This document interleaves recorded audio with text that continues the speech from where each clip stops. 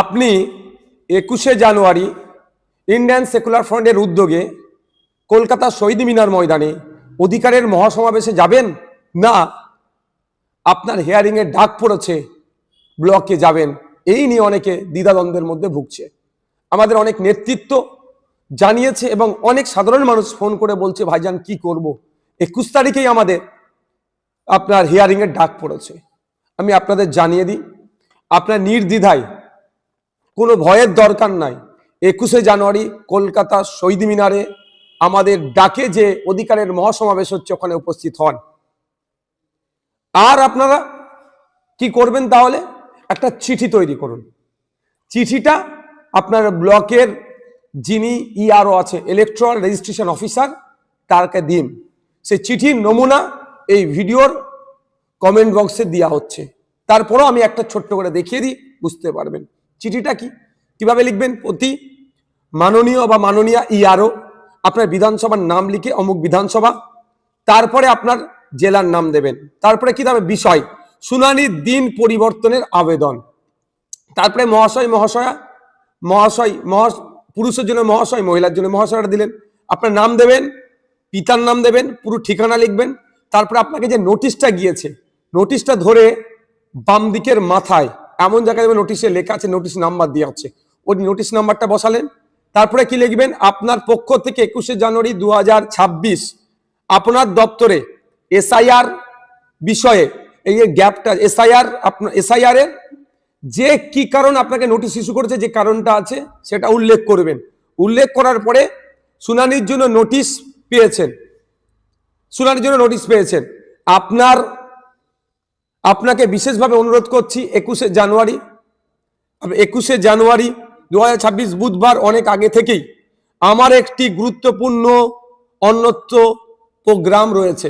আপনি এখানে যা কিছু লিখতে পারেন, যা কিছু মিনস যে আমার একটা বিশেষ কাজ আছে, আগে থেকেই ছিল বা এখন ডিসাইড হয়ে গেছে, গুরুত্বপূর্ণ কাজ আছে, যে কাজটার জন্য যে আপনি তারপরে কি লিখছেন, আচ্ছা এই দিনটার পরিবর্তন করা হোক, নতুন একটি দিন দেওয়া হোক, যে দিনে আমি সশরীরে উপস্থিত থেকে এই হিয়ারিং বা শুনানিতে অ্যাটেন্ড করব। তারপরে ধন্যবাদ সহ আপনার সই করে দিলেন তলায়, যেদিনকে অর্থাৎ সোমবারই আশা করব, সোমবার কি মঙ্গলবার খুব বেশি হলে টার্গেট করবেন, জমা দেবেন, তারিখটা উল্লেখ করে দেবেন। দুটো কপি হবে, একটা ইআরও স্যার বা ম্যাডাম নিয়ে নেবেন, আর একটা আপনার কাছে থাকবে রিসিভ কপিটা। আপনি আসুন কলকাতায় আগামী 21শে জানুয়ারি কলকাতায় বেলা 11টার সময় শহীদ মিনার ময়দানে আসুন, আপনার আমার অধিকার বুঝে নিতে।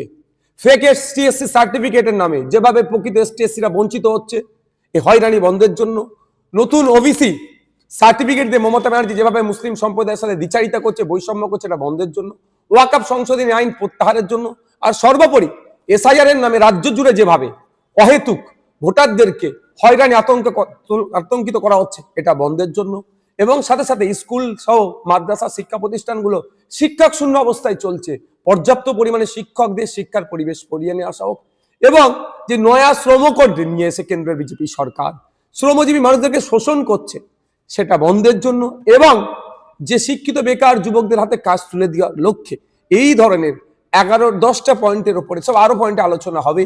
আমরা কলকাতায় শহীদ মিনার ময়দানে এক অধিকারের মহাসমাবেশ ডেকেছি। আপনারা আসুন, নিশ্চিন্তে আসুন, আপনারা এই চিঠি একটা করে আপনার ব্লকে ইআরওকে জমা দিয়ে রিসিভ নিয়ে চলে আসুন। কারণ আমি তাও বলছি, গতকালকে election commission of India West বেঙ্গলের সিইও স্যারের সাথে দেখা করতে গিয়েছিলাম।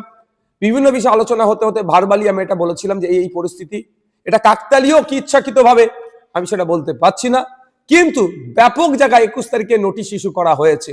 আমরা মনে করছি বা আমাদের কর্মী সমর্থক মঞ্চে যে আইএসএফ এর প্রোগ্রামকে ভুলণ্ডিত করার জন্য দিকে দিকে যেমন তৃণমূল কংগ্রেস মিটিং মিছিল ওই দিনকে রেখে মানুষকে হয়রানি করার চেষ্টা করছে, একইভাবে এই নোটিশ ইস্যু করে মানুষের যাতে না আসতে পারে সেই রাস্তা বন্ধ করার চেষ্টা করছে। তারপরেও সিইও স্যারের সাথে কথা বলেছি, তিনি জানিয়েছেন এই ধরনের অ্যাপ্লিকেশন করলে, চিঠি লিখে জমা করলে প্রত্যেককে অল্টারনেটিভ ডেট দেওয়া হবে।